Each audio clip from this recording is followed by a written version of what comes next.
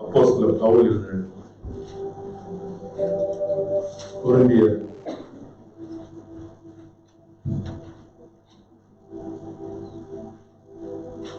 1 கொரிந்தியர் 11ஆம் அதிகாரம் 23ஆவது வசனம்.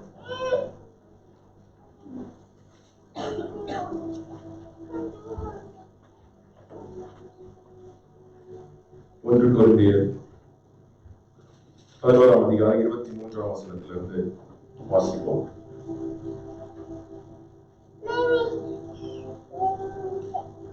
நான் உங்களுக்கு ஒப்புவித்ததை கர்த்தரிடத்தில் பெற்றுக்கொண்டேன். என்னவெனில், கர்த்தராகிய இயேசு தாம் காட்டிக் கொடுக்கப்பட்ட அந்த ராத்திரியிலே அப்பத்தை எடுத்து ஸ்தோத்திரம் பண்ணி அதை பிட்டு, நீங்கள் வாங்கி புசியுங்கள், இது உங்களுக்காக பிற்கப்படுகிற என்னுடைய சரீரமாய் இருக்கிறது, என்னை நினைவு கூறும்படி இதை செய்யுங்கள் என்றார். போஜனம் பண்ணின பின்பு அவர் அந்தப்படியே பாத்திரத்தையும் எடுத்து, இந்த பாத்திரம் என் இரத்தத்தினால் ஆகிய புதிய உடன்படிக்கையாய் இருக்கிறது, நீங்கள் இதை காணும்படும் போதெல்லாம் என்னை நினைவு கூறும்படி இதை செய்யுங்கள் என்றார். ஆகையால் நீங்கள் இந்த அப்பத்தை புசித்து இந்த பாத்திரத்தில் பானம் பண்ணும் போதெல்லாம் கர்த்தர் வருமளவும் அவருடைய மரணத்தை தெரிவிக்கிறீர்கள். அப்படி இருக்க, எவன் அபாத்திரமாய் கர்த்தருடைய அப்பத்தை புசித்து அவருடைய பாத்திரத்தில் பானம் பண்ணுகிறானோ, அவன் கர்த்தருடைய சரீரத்தையும் இரத்தத்தையும் குறித்து குற்றமுள்ளவனாய் இருப்பான்.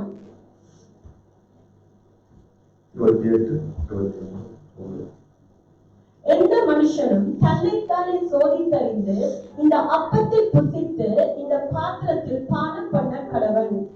எண்ணத்தினாலேயே அபாத்திரமாய் போஜனபானம் பண்ணுகிறவன் கர்த்தருடைய சரீரம் இன்னதென்று நிதானித்து அறியாததினால் தனக்கு ஆக்கினை தீர்ப்பு வரும்படி போஜனபானம் பண்ணுகிறான்.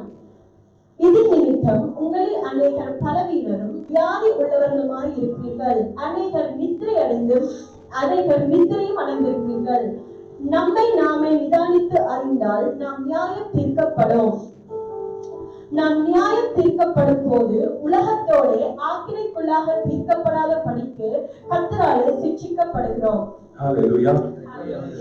இந்த வசனம் சொல்லுது, இதன் நிமித்தம் 21 சொல்ல, அபாத்திரமாய் போஜனம் பண்ணுகிறவன் கர்த்தருடைய சரீரம் இன்னதென்று நிதானித்து அறியாததினால் தனக்கு ஆக்கினை தீர்ப்பு வரும்படி போஜனம் பானம் பண்ணுகிறான். இதன் நிமித்தம் உங்களில் அநேகர் பலவீனரும் வியாதி உள்ளவருமாய் இருக்கிறீர்கள். அநேகர் நித்திரையும் அடைந்திருக்கிறீர்கள். நம்மை நாமே நிதானித்து அறிந்தால் நாம் நியாயம் தீர்க்கப்படும். ஹல்லேலூயா. இது ஒரு பெரிய சத்தியம் ஒளிந்திருக்கிறது. நாம் நிதானித்து அறிந்தால் நம்முடைய தகுதி நிமித்தம் அல்ல, நம்முடைய சுயநீதி நிமித்தம் அல்ல, நம்முடைய பரிசுத்தம் நிமித்தம் அல்ல, இயேசுவின் பரிசுத்தம் நிமித்தம் மாத்திரமே நம்ம பங்கு கொள்ள முடியும். ஹல்லேலூயா. அவர் சிலுவையிலே செய்த காரியத்தின் நிமித்தம், அவர் நமக்காய் செஞ்சின ரத்தத்தின் நிமித்தம் மாத்திரம்தான் இதில் நம்ம பங்கு கொள்ள முடியும். அதை நாம் நினைத்து, அவர் நமக்காய் செய்தின அந்த கிருபையை நினைத்து, அவர் பாராட்டின கிருபையை நினைத்து, அந்த பாவ மன்னிப்பின் நிச்சயத்தை நினைத்து நாம் பெற்றுக்கொள்ளும் பொழுது, நாம் இந்த இடத்துல அதுல நிறைய வசனம் சொல்லி இருக்கிறது. அநேக நிமித்தம் உங்களுக்கு பலவீனரும் வியாதி உள்ளவருமாய் இருக்கிறீங்க, அநேக நித்திரையை அடைந்திருக்கீங்க. அது யாருக்கு நான் அதுல சொல்லியிருக்கு, தன்னைத்தான் நிதானித்து அறியாதவங்க. இந்த நேரத்துல நம்ம நிதானித்து அறியும் பொழுது, கர்த்தர் எனக்காய் எல்லாத்தையும் செய்திருக்கிறான்னு சொல்லும் பொழுது, அநேக பலவீனராக இருக்கின்ற பொழுதும் இந்த நேரத்துல அந்த பலன் கொடுக்க வல்லவராக இருக்கிறார். வியாதிகளராக இருக்கிறவர்கள் சுகத்தை பெற்றுக்கொள்ள போகிறாங்க. ஹல்லேலூயா. மரித்து போன காரியங்கள் இந்த இடத்துல உயிர்ப்பிக்கப்பட போகிறது. ஹல்லேலூயா. நம்மை நாமே நிதானித்து அறியும் பொழுது இந்த காரியங்கள் நம்முடைய வாழ்க்கையில நடக்கிறது. நிதானித்து அறியாதவர்களுக்கு தான் அந்த காரியங்கள். ஆனா நாம் கர்த்தர் செய்த கருவை, அவர் பாராட்டின தயவு, அவர் நமக்காய் சிந்தப்பட்ட ரத்தம், அதை குறித்து நாம் நிதானித்து அறியும் பொழுது, அவர் நமக்காய் எல்லாவற்றையும் செய்து முடித்தார் அறியும் பொழுது, அவர் நமக்காய் பாவமானார் என்ற வசனத்தை பார்க்கிறோம். அவர் நமக்காய் சாபமானார். எல்லாவித பாவங்களும் சாபங்களும் அவர் மேல வந்தது. இந்த இடத்துல அவர் செய்த காரியங்களை நம்ம அறிக்கை செல்லும் பொழுது நாம் என்ன பண்றது இல்லை, நியாயம் தீர்க்கப்படுகிறது இல்லை. அதனால எந்த ஒரு வியாதியோ, எந்த ஒரு பலவீனமோ, எந்த ஒரு சாவுக்கு ஏதுவான காரியங்களோ நமக்கு இந்த இடத்துல இடம் கிடையாது. ஹல்லேலூயா, ஹல்லேலூயா. அதே போலதான் எபிரேயர் புத்தகத்துல நம்ம இன்னொரு வசனத்தை வாசித்து உள்ள போக போறோம். எபிரேயர் 10:19 வசனம். ஆகையால் சகோதரரே, நாம் பரிசுத்த ஸ்தலத்தில் பிரவேசிப்பதற்கு இயேசுவானவர் தமது மாம்சமாகிய திரையின் வழியாய் புதிதும் ஜீவனமான மார்க்கத்தை நமக்கு உண்டு பண்ணியபடியால் அந்த மார்க்கத்தின் வழியாய் பிரவேசிப்பதற்கு அவருடைய இரத்தத்தினாலே நமக்கு தைரியம் உண்டாயிருக்கிறபடினாலும் தேவனுடைய வீட்டின் மேல் அதிகாரியான மகா ஆசாரியர் நமக்கு ஒருவர் இருக்கிறபடினாலும் துர்மனசாட்சி நீங்கள் தெளிக்கப்பட்ட இருதயம் உள்ளவர்களாகவும் சுத்த ஜலத்தால் கழுவப்பட்ட சரீரம் உள்ளவர்களாகவும் உண்மையுள்ள இருதயத்தோடும் விசுவாசத்தின் பூரண நிச்சயத்தோடும் சேர கடவோம். ஹல்லேலூயா, ஹல்லேலூயா. அவர் நமக்காய் ஒரு புதிய மார்க்கத்தை கொடுத்திருக்கிறார். அந்த ஆலயத்துல இருந்த திரை கிழிக்கப்பட்டது. அந்த மகா பரிசுத்த ஸ்தலத்திலே நாம் செல்லும்படியாய் அவர் ஒரே தரம் மரித்தது நிமித்தம் அந்த புதிய மார்க்கத்தை நமக்கு உண்டு பண்ணினார். 20ஆம் வசனம் சொல்லுது, அந்த மார்க்கத்தின் வழியாய் பிரவேசிப்பதற்கு அவருடைய இரத்தத்தினாலே நமக்கு தைரியம் உண்டாயிருக்கிறபடினாலும் அவருடைய இரத்தம் அந்த கல்வாரியிலே சிந்தப்பட்டதுனாலதான் அந்த தைரியம் வந்துச்சு. ஆமே, அவருடைய ரத்தம் சிந்தப்பட்டது.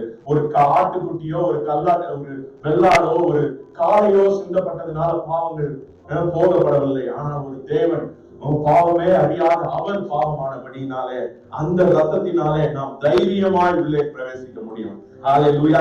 இந்த நேரத்துல தேவனுடைய ரத்தத்துக்கு அடையாளமான பானம் இந்த இடத்துல இருக்கிறது. அவருடைய சரீரம் உடைக்கப்பட்டதற்கான அப்பம் இந்த இடத்துல இருக்கிறது. அதை நாம் புசிக்கும் பொழுது துர்மனசாட்சி நீங்க தெளிக்கப்பட்ட இருதயம் உள்ளவர்களாயும் சுத்த ஜலத்தினால் கழுவப்பட்ட சரீரம் உள்ளவர்களாயும் உண்மையுள்ள இருதயத்தோடு விசுவாசத்தின் பூரண நிச்சயத்தோடு சேர கடவோம். இந்த இடத்துல நம்ம இதை எடுக்கும் பொழுது இந்த வசனத்தை சொல்ல போறோம். 22ஆம் வசனத்துல, அப்பா உங்களுடைய சமூகத்துல உண்மையுள்ள இருதயத்தோடும் விசுவாசத்தின் பூரண நிச்சயத்தோட நாங்க சேர போறோம். தைரியமாய் உங்களுடைய சமூகத்துல வர போறோம். எங்களுடைய சுய நீதியின் நிமித்தம் அல்ல, எங்களுடைய சுயத்தின் நிமித்தம் அல்ல, எங்களுடைய காரியங்கள் நிமித்தம் அல்ல, ஆனால் நீர் செய்த சிலுவையிலே நீர் செய்த காரியத்தின் நிமித்தம் புதிய ஒரு மார்க்கம் பிறந்தது. அது பிரவேசிப்பதற்கு அவருடைய ரத்தத்தினாலே நமக்கு தைரியம் உண்டாயிருக்கிறது. ஹல்லேலூயா. இந்த நேரத்துல இதை நீங்க எல்லாரும் எடுத்துக்கொள்ளுங்க.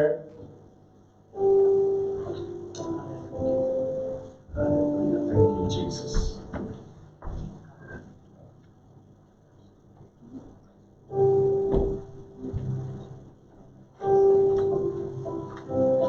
Thank you, Jesus. இந்த 23ஆம் வசனம் சொல்லுது, அல்லாமலும் நம்முடைய நம்பிக்கையை அறிக்கை இருக்கிறதில் அசைவில்லாமல் உறுதியாய் இருக்க கடவோம். வாக்குத்தத்தம் பண்ணினவர் உண்மை உள்ளவராய் இருக்கிறார். ஹல்லேலூயா. வாக்குத்தத்தம் பண்ணினவர் உண்மை உள்ளவராய் இருக்கிறார். இந்த 22ஆம் வசனம் சொல்லுது, ஓ கழுவப்பட்ட சரீரம் உள்ளவர்களாய் உண்மையுள்ள இருதயத்தோடும் விசுவாசத்தின் பூரண நிச்சயத்தோடும் தைரியமாய் சேர கடவோம்.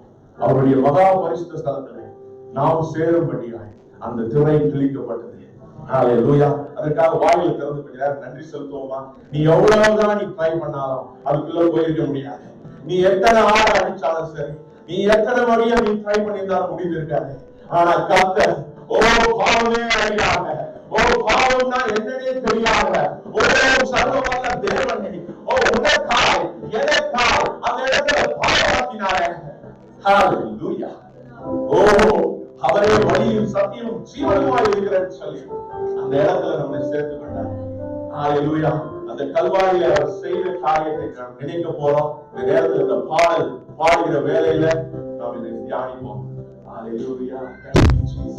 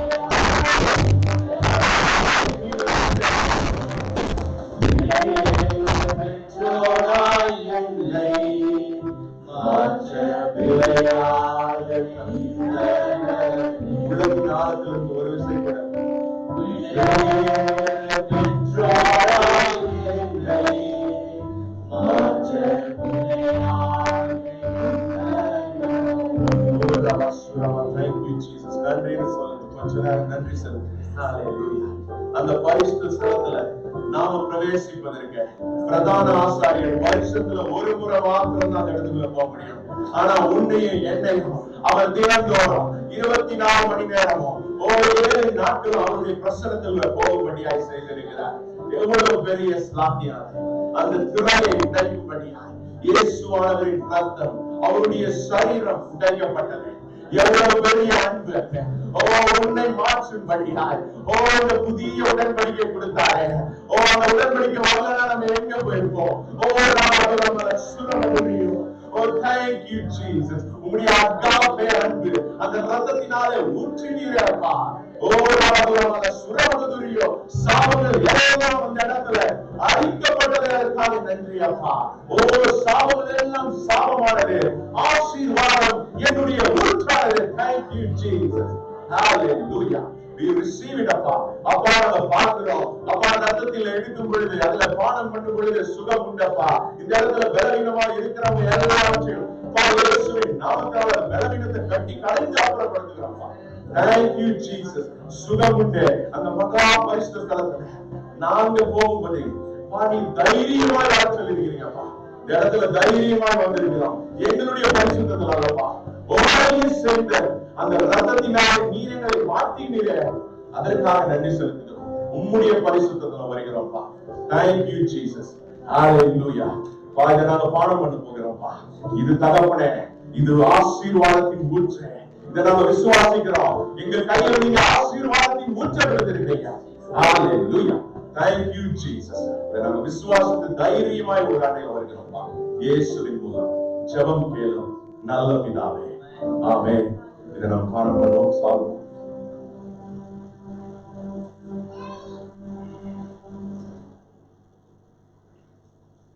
Thank you Jesus. கரங்களை தட்டி கர்த்தருக்கு மகிமை சொல்லுவோம். இந்த இடத்துலயே ரொம்ப நாளுக்கு அப்புறம் அங்கிள் ஆன்டி பாக்குறதுல ரொம்ப சந்தோஷமா இருக்கு. Thank you. நம்ம தொடர்ந்து எபேசியர் புஸ்தகத்துல இருந்து நம்ம பார்த்துட்டு இருக்கோம். எபேசியர் 1ஆம் அதிகாரத்துல இருந்து நம்ம ஆரம்பித்தோம். இந்த நாட்கள்ல நம்ம எபேசியர் 1, 2, 3, 4 சொல்லி 5ஆம் அதிகாரத்துக்கு வந்திருக்கிறோம். எபேசியர் 1-3 சொன்ன மாதிரி கர்த்தர் நமக்காக என்ன செய்தார், என்ன செய்து முடித்தார் அப்படின்றத நம்ம பார்த்தோம். அவர் நமக்காக எல்லாவற்றையும் செய்தார். நம்ம கிறிஸ்துவுக்கு யார், நம்ம எங்க இருந்தோம், பாவத்தின் சாபத்தின் அக்கிரமத்தின் குடியில இருந்த நம்மளை கூட அவர் என்ன பண்ணாரு, நம்மளை அவருடைய வசனம் சொல்லுது 2ஆம் அதிகாரம் எபேசியர் 8:6 நினைக்கிறேன், உன்னதங்களிலே அவரோடு கிறிஸ்துவோடு உட்காரும்படி நம்மளை செய்திருக்கிறார். ஹல்லேலூயா, ஹல்லேலூயா. நம்ம அவரோடு உட்காரும்படியாய் செய்திருக்கிறார். சோ அதுக்கப்புறம் நம்ம 5ஆம் அதிகாரம் 4ஆம் அதிகாரத்துல நம்ம பார்த்துட்டு இருந்தோம். கிறிஸ்துவை அன்பை குறித்து பார்த்திருந்தோம். அதுக்கப்புறம் கடந்த வாரம் நாம திரும்ப அந்த வசனத்தை வாசிப்போம். நான் கடந்த முறை பேசும் பொழுது 5ஆம் அதிகாரம் அதுல 2ஆம் வசனத்துல இருந்து 3ஆம் வசனத்துல இருந்து வாசிங்க. மேலும் பரிசுத்தவான்களுக்கு ஏற்றபடி வேசித்தனமும் மற்றெந்த அசுத்தமும் பொருளாசையும் ஆகிய இவைகளின் பேர் முதலாய் உங்களுக்குள்ளே சொல்லப்படவும் கூடாது. அப்படியே வம்பும் புத்தியீனமான பேச்சும் பரியாசமும் தகாதவைகள் ஸ்தோத்திரம் செய்தலே தகும். விபச்சாரக்காரனாவது அசுத்தனாவது விக்கிராராதனைக்காரனாகிய பொருளாசைக்காரனாவது தேவனுடைய ராஜ்யமாகிய கிறிஸ்துவின் ராஜ்யத்திலே சுதந்திரம் அடைவதில்லை என்று அறிந்திருக்கிறீர்கள். ஆமென். ஹல்லேலூயா, ஹல்லேலூயா. இத நாம் பார்ப்போம். அந்த முதல் 2 வசனங்களை பார்த்து தேவனுடைய அன்பின் ஆழம் அகலம் என்னது என்று நம்ம அறிந்து கொண்டோம். இந்த நாட்களில் நம்ம அந்த 3ஆம் வசனத்தை நம்ம கடந்த முறை நாம பார்த்தோம். அதாவது பரிசுத்தவான்களுக்கு ஏற்றபடி நடந்து கொள்ளுங்கள். இந்த உலக பிரகாரமான காரியங்கள், இச்சைக்குரிய காரியங்கள், மாம்சத்துக்குரிய காரியங்கள் அதெல்லாம் உங்களுடைய வாழ்க்கையில தேவையில்லை. நீங்க என்ன பண்ணுங்க, ஸ்தோத்திரம் செய்தலே தகும் அப்படின்னு சொல்லி நம்ம பார்த்துக்கணும். எத்தனை பேருக்கு நான் வச்சு ஹல்லேலூயா, ஸ்தோத்திரம் செய்தலே தகும் அப்படின்னு சொல்லி நம்ம பார்த்துட்டு இருந்தோம். நம்ம பார்த்தோம் கர்த்தருக்குள் எப்பொழுதும் சந்தோஷமாயிருங்கள் சந்தோஷமாயிருங்கள் என்று மறுபடியும் சொல்கிறேன்னு நம்ம பிலிப்பியன்ஸ் புக் ஆஃப் பிலிப்பியன்ஸ்ல 4 chapter 4 பிலிப்பில எழுதுனது நம்ம பார்த்தோம். 4ஆம் அதிகாரம் 4ஆம் வசனம். அதுல நம்ம பார்த்தோம், கர்த்தருக்குள் எப்பொழுதுமே என்ன பண்ணுமா, சந்தோஷமாயிருங்கள் சந்தோஷமாயிருங்கள் என்று மறுபடியும் சொல்கிறேன். நம்ம இதை பார்த்தோம். அதை முடிச்சு நம்ம ஆழமாய் பார்த்தோம். அப்புறம் நம்ம பார்த்தோம், இயேசுவானவர் இந்த உலகத்தை விட்டு போகும் முன்னாடி யோவான் 14:1 அவர் சீஷர்களெல்லாம் கூட்டி வைத்து ஒரு காரியத்தை குறித்து சொல்றாரு. நீங்கள் உங்கள் இருதயம் கலங்காது இருங்க, எதை குறித்து நீங்க கலங்காதீங்க, தேவனிடத்துல விசுவாசமாயிருங்கள் அப்படின்னு சொல்றதை நம்ம பார்த்தோம். அதுக்கப்புறம் 1 தெசலோனிக்கர் 5ஆம் அதிகாரம் 18ஆம் வசனம் பார்த்தோம். எல்லாவற்றிலும் ஸ்தோத்திரம் செய்யுங்கள், அப்படி செய்வதே கிறிஸ்து இயேசுவுக்குள் உங்களை குறித்த தேவனுடைய சித்தம் அப்படின்னு பார்த்தோம். அதாவது கர்த்தருடைய சித்தம் என்ன என்பதை நம்ம பார்த்தோம் போன வாட்டி. அதுல என்னது, கர்த்தருடைய சித்தம் அவர்ல நாம ஸ்தோத்தரித்து அவரை நம்ம ஸ்தோத்தரிப்புதான் கிறிஸ்து இயேசுவுக்குள் தேவனுடைய சித்தமாய் இருக்கிறதுன்னு நம்ம பார்த்தோம். அதுக்கப்புறம் நம்ம பார்த்தோம் 3 காரியங்களை குறித்து நான் சொன்னேன். அதாவது நம்ம ஸ்தோத்திரம் செய்யும் பொழுது மற்ற காரியங்கள், இந்த உலக பிரகாரமான இச்சைகள், இந்த பரிசுத்தமற்ற காரியங்கள், வேசித்தனம், மற்ற காரியங்கள், அதெல்லாம் என்ன பண்றது, அதெல்லாம் வருவதற்கு காரணமே நம்ம ஸ்தோத்திரம் செய்யாமல் இருப்பதுதான் அப்படின்னு சொல்லி நம்ம ஆரம்பிச்சோம். நம்ம கர்த்தரை எப்பொழுதும் அவரோட ஐக்கியமா இருக்கும்போது அவர் நமக்குள்ள வாசமா இருக்கிறார், நாம் அவருடைய ஆலயமா இருக்கிறோம். அவரோட நம்ம ஐக்கியப்பட்டு எப்பொழுதும் அவரை ஸ்தோத்தரிச்சு அவருக்கு நன்றி செலுத்தும் பொழுது இந்த காரியங்கள் எல்லாம் என்ன பண்ண தேவையில்லை, நமக்கு வராது. ஏன்னா நம்ம கர்த்தரை எப்பொழுதும் ஸ்தோத்தரிக்கிறோம் அப்படின்னு சொன்னேன். அதாவது ஸ்தோத்தரிக்கும் பொழுது 3 காரியங்கள் நடக்கிறது. இது அஃபெக்ட்ஸ் அஸ், அதாவது ஸ்தோத்திரம் செய்யும் பொழுது, கர்த்தரை துதிக்கும் பொழுது அது நம்மை பாதிக்கிறது, அதுக்கப்புறம் அது சாத்தானை பாதிக்கிறது, அதுக்கப்புறம் அது கர்த்தரை பாதிக்கிறது. எத்தனை பேருக்கு நான் இருக்கு? 3 காரியங்களை குறித்து பார்த்தோம். கடந்த முறை நம்ம பார்க்கும்போது அது எப்படி நம்மளை பாதிக்கிறது அப்படின்னு நம்ம பார்த்தோம். நம்ம நீதிமொழிகள் 17ஆம் அதிகாரம் 22ஆம் வசனத்துல நம்ம பார்த்தோம், மன மகிழ்ச்சி நல்ல ஔஷதம், முறிந்த ஆவியோ எலும்புகளை உலர பண்ணும். அதாவது understanding is a fountain of life. 17:22 நீதிமொழிகள் 17:22 ஆங்கிலத்தில் நம்ம வாசிப்போம். A cheerful heart is a good medicine. எப்படியா cheerful heart, அந்த நன்றியுள்ள மனமகிழ்ச்சி, கர்த்தருக்குள் மனமகிழ்ச்சியா இருக்க முடியும். அப்படி இருக்கும் பொழுது, அவர் துதிக்கும் பொழுது கர்த்தருடைய மனமகிழ்ச்சி நம்மளை தங்கும். அது நல்ல ஔஷதம், அதாவது இட்ஸ் a good medicine. முறிந்த ஆவியோ எலும்புகளை உலர பண்ணும் அப்படின்றத நம்ம கடந்த முறை நாம பார்த்தோம். அதுக்கப்புறம் நான் பார்த்தேன் 2 தீமோத்தி 3ஆம் அதிகாரம் 1-2 வசனங்கள்ல நம்ம நிறைய கடைசி காலங்கள்ல குறிச்சு அந்த இடத்துல இருக்கும். கடைசி காலங்களில் கொடிய காலங்கள் வரும் என்று அறிவாயாக. 2வது வசனம், எப்படியெனில் மனுஷர்கள் தற்பிரியராயும் பணப்பிரியராயும் வீம்புக்காரராயும் அகந்தை உள்ளவர்களாயும் தூஷிக்கிறவர்களாயும் தாய் தகப்பனுக்கு கீழ்ப்படியாதவரும் நன்றி அற்றவர்களாயும் நன்றி அறியாதவர்களாயும். அதாவது கடைசி காலத்தில் நடக்கும் ஒரு காரியத்தை குறித்து சொல்லியிருக்கேன், நன்றி அறியாதவர்களாய். அதாவது கர்த்தருக்கு நன்றி செலுத்தாமல் இருக்கும் பொழுது இந்த காரியங்களுக்குள்ள நம்ம சிக்கிப்போம். அதனால நன்றி, கர்த்தருக்கு நன்றி செலுத்துறது எவ்வளவு முக்கியம், அது எப்படி நம்மளை பாதிக்கிறது, எப்படி அதுல இருந்து நம்ம வரணும் அப்படின்றது கடந்த முறை பார்த்தோம். அதுல நீங்க கடந்த முறை வர முடியாதவர்கள் அது உங்களுடைய Facebookல இருக்கு, so you can watch it. So இந்த முறை நம்ம எப்படி நம்மளுடைய துதியும் ஸ்தோத்திரமும் சாத்தானை பாதிக்கும் அப்படின்னு சொல்லி நம்ம பார்க்கிறோம். ரொம்ப முக்கியமான காரணம். நம்ம பார்க்கறதுக்கு முன்னாடி ஒரு சின்ன ஜெபத்தோட ஆரம்பிக்கிறோம். ஹல்லேலூயா. எல்லாரும் கண்களை மூடி இந்த நேரத்துல நம்ம கேட்கிறோம், அப்பா நீங்க இந்த இடத்துல ஒரு நோக்கத்தோடு கூட்டு வந்திருக்கிறீங்க, என்னோட நீங்க பேசும்படியா இடைப்படும்படியா நான் உங்களுடைய சத்தத்தை கேட்கும்படியா நான் வந்திருக்கிறேன். லெட்ஸ் கிவ் உங்களுடைய நீங்களே வாயில திறந்து சொல்லுங்க, அப்பா தேங்க்யூ ஜீசஸ், அப்பா உங்களுடைய சத்தத்தை கேட்கணும். உலக ஞானிகளை வெட்கப்படுத்தும்படியா நீர் எங்களை தெரிந்து கொண்டீரே, அதற்காக நன்றி செலுத்துகிறோம். தேவனே நீரே எங்களுடைய பலனும் மீட்பும் பரிசுத்தமாய் இருக்கிறீர், அதற்காக நன்றி செலுத்துகிறோம். அப்பா இந்த இடத்துல உங்களுடைய வார்த்தை தகப்பனே, அது ஜீவனுள்ள வார்த்தை, சத்திய வார்த்தை, பலன் தரும் வார்த்தை, அது ஒரு ஔஷதம் நாங்க பார்த்தோம்ப்பா. அப்படிப்பட்ட வல்லமையுள்ள வார்த்தை இந்த இடத்துல நாங்க கட்டவிழ்கிறோம். இயேசுவின் நாமத்தினால சிந்தனையை திருடுகிற சாத்தானே, இயேசுவின் நாமத்தினால உன்னை சபித்தப்படுத்துகிறோம். அப்பா விதையானது அப்பா நல்ல விதை, உங்களுடைய வார்த்தை ஒரு நல்ல விதை, அது இருதயத்தின் ஆழத்துல போய் வைக்கும்படியா நாங்க ஜெபிக்கிறோம் அப்பா. அது 30, 60, 100 பலன் கொண்டு பெருகும்படியாய் ஜெபிக்கிறோம் அப்பா. வாஞ்சிக்கிற ஒவ்வொரு பிள்ளைகளையும் நீங்க ஆசீர்வதிங்க, பெருகவே பெருகு. இயேசுவின் மூலம் ஜெபம் கேளு நல்ல பிதாவே. ஹalleluya. சோ இந்த நேரத்துல நம்ம சில காரியங்களை குறித்து நம்ம பார்க்க போறோம். நம்ம எடுப்போம் யோவான் 10:10. அது எல்லாருக்கும் தெரிஞ்ச ஒரு வசனம். அது இப்ப எடுத்து நம்ம வாசிப்போம். அதாவது நம்ம திருடவும் கொல்லவும் அழிக்கவும் வருகிறான் என்று வேற எதுக்கும் வரான். அவன் கொல்றது, அழிக்கிறது, திருடுறது. அவனோட 3 வேலை இருக்குது: திருடுறது, அழிக்கிறது, கொல்றது. இது 3 காரியங்கள் நடக்கும் பொழுது உங்களுடைய வாழ்க்கையில துதி கம்மியாகும். உங்களுக்கு ஏதாவது ஒரு இழப்பு வந்துருச்சுன்னா என்ன ஆவீங்க? அந்த இழப்பை குறித்து நாம என்ன பண்ணிட்டு இருப்போம்? கவலைப்பட்டு இருப்போம். எதையாவது கொல்லும்படியாய் நம்ம சரீரத்துல ஏதாவது ஒரு பலவீனத்தை கொண்டு அது மறிக்கும்படியாய் நம்ம செய்யும் பொழுது என்ன ஆகும்? நமக்கு அந்த துதி பண்ண என்ன பண்ணுவோம்? கொஞ்சம் ஸ்ட்ரைன் பண்ணுவோம். அப்புறம் அழிக்கிறதுக்கு எதையாவது அழிக்கும்படியா உங்ககிட்ட இருக்கிற ஒரு பணத்தையோ இல்ல பொருளையோ எடுக்கும் பொழுது அந்த சூழ்நிலைகள் எப்படி இருக்கும்? அந்த 3 சூழ்நிலையை நீங்க பார்க்கும் பொழுது துதி அந்த இடத்துல கம்மிப்படுத்தும்படியா அவன் என்ன பண்ணிடலாம்? அப்படிதானே? நம்ம சில நேரத்துல என்ன பண்ணிடலாம்? துதி வந்து போன வாட்டி நான் சொன்ன பிரைஸோ மீட்டர் அப்படின்னு எத்தனை பேருக்கு நான் இருக்கு. அது நம்முடைய சந்தர்ப்பங்களை பார்த்து எல்லாவற்றிலையும் கர்த்தர் ஆசீர்வதிச்சோன்னு அந்த இடத்துல துதிக்கிறது வந்து ஒரு ஈஸி. அதுவே நம்ம சில நேரத்துல பண்றது கிடையாது. ஆனா இந்த மாதிரி அவன் பண்ற காரியத்தை இதை நீங்க பாத்தீங்கன்னா, ரொம்ப ஆழமா பாத்தீங்கன்னா, உங்களுக்கு துதி திருடுறதுக்குரிய காரியங்கள் இதெல்லாம் அவன் பண்ணும் பொழுது நம்ம ஆராதனை கூட நம்ம பண்ண முடியாது. சில நேரத்துல சர்ச்சில் எனக்கு பிடிச்ச பாட்டு பாடலன்னா என்ன பண்ண முடியாது? ஆராதிக்க முடியாது. சில நேரத்துல பழைய பாட்டு பாடினா தான் ஆராதிக்க முடியும், புது பாட்டு பாடினா ஆராதிக்க முடியாது. கீர்த்தனையில இருந்து ஒரு பாட்டு நம்மளா என்ன பண்ணிடுறோம்? துதிக்கு ஒரு ஸ்டாண்டர்ட் வச்சிருக்கோம். சோ இதெல்லாம் அவன் சிந்தனையை திருடிடுறான், எதையாவது கொண்டு போய் விட்டுறோம். அப்படிப்பட்ட காரியங்கள் நடக்கும் பொழுது என்ன பண்ண முடியல?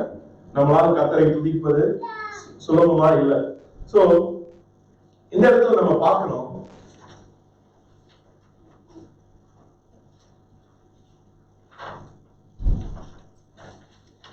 அவன் பண்ணுகிற காரியம், இந்த 3 காரியங்களும் நம்மளுடைய இதை பாதிக்கிறது. அதுதான் அவன் தான் சாத்தான் யாருன்னு கேட்டா அதுதான் அவனோட ப்ரொஃபைல், அவனோட போர்ட்போலியோ. உங்க வாழ்க்கையில ஏதாவது இந்த 3ல நடந்துச்சுன்னா இது கர்த்தர் பண்றது கிடையாது, இது யார் பண்றா?